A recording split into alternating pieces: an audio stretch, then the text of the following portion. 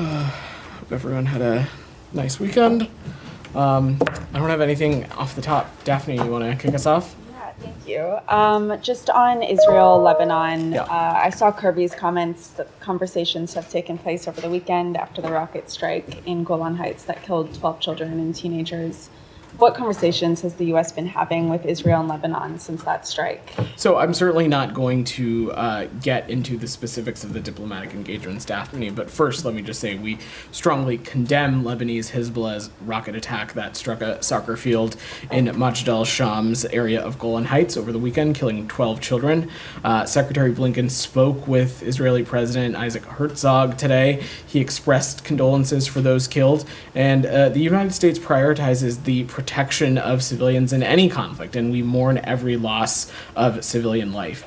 The conflict along the blue line, along Israel and Hezbollah, has gone on for long enough, and it's in everyone's interest for it to resolve quickly. We continue to believe a diplomatic resolution is both achievable and urgent, and we continue to be engaged in diplomatic talks because our ultimate goal here is for civilians on both sides of the border to be able to safely return to their home. And so those conversations are ongoing, and we'll continue to coordinate closely with the relevant parties. Have you urged Israel to exercise restraint in their retaliation at all? So look, first and foremost, Israel has a right to defend itself from terrorism, and we're continuing to engage in ongoing conversations with all parties.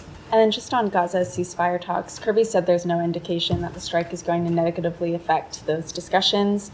How confident are you that this won't affect those Gaza ceasefire talks? If this turns into a few days of fighting, as Israeli officials have said they're preparing for, could this derail talks at all? Well, certainly we believe that a ceasefire in Gaza could also help help relieve the tensions along the blue line. It could help relieve those tensions and creating the conditions, as I've said, for displaced Lebanese civilians to go home in the south and for Israeli civilians to go home in the north. As it relates to broader ceasefire efforts, we are continuing to engage in the process. We are hopeful about the developments as they progress.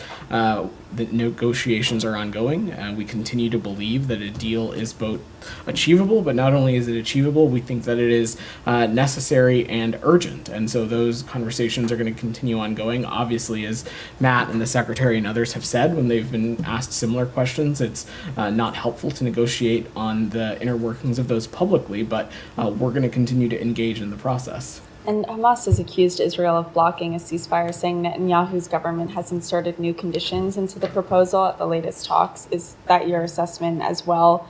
And this comes after Netanyahu's visit to D.C., where U.S. officials emphasized the importance of a ceasefire. So are you concerned about the timing? So I'm not going to get into the specifics of the negotiating process, and certainly not going to negotiate from up here.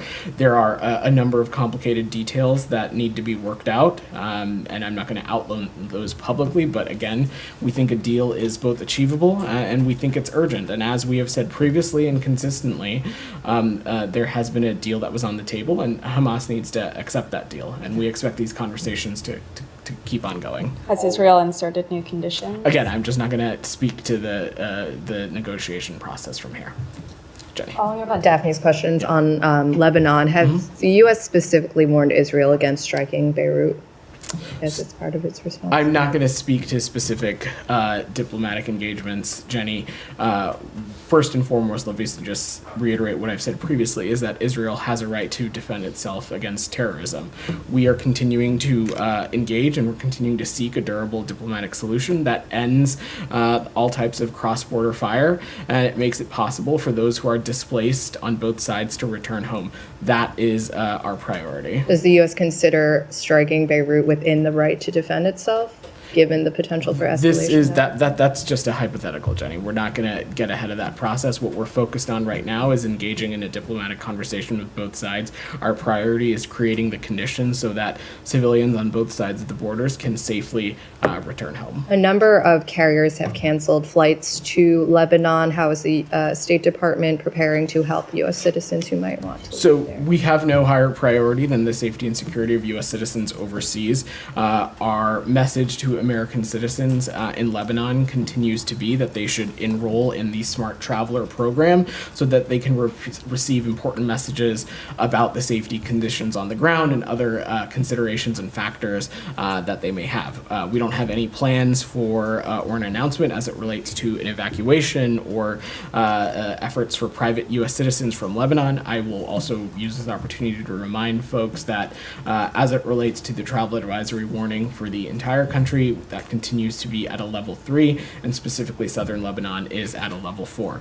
Commercial flights, some of them continue to remain available, and so we encourage American citizens to look into those options. But in addition to enrolling in Smart Travel, there's a number of other steps that we think that they can take. They should make sure to have a plan in place. They should also make sure that their U.S. passport is valid. All of these things, if they enroll in Smart Traveler and engage with our consular team, those are things that we can assist with. And has there been any change in the posture at the embassy in There terms is of not. staffing or security? There is not. Olivia. Follow on these themes generally. I mean, what is the department's understanding, including through the secretary's engagements, of how much of Israel's retaliatory response we've already seen? Were the strikes this weekend the beginning, the middle, the end?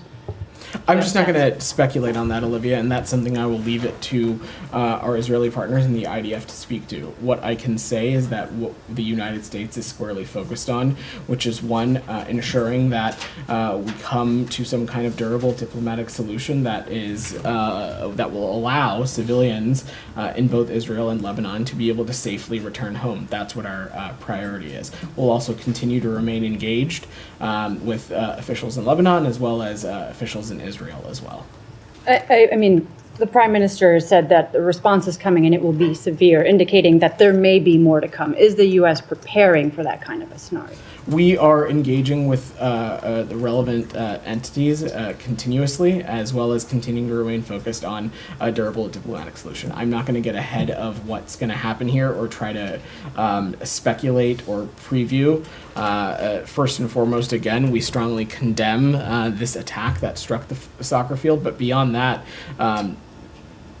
we're continuing to engage to ensure that there is some kind of durable diplomatic solution. And I'm just not going to get ahead of that. Okay, and so on hostage talks, Yeah. just to circle back, because, I mean,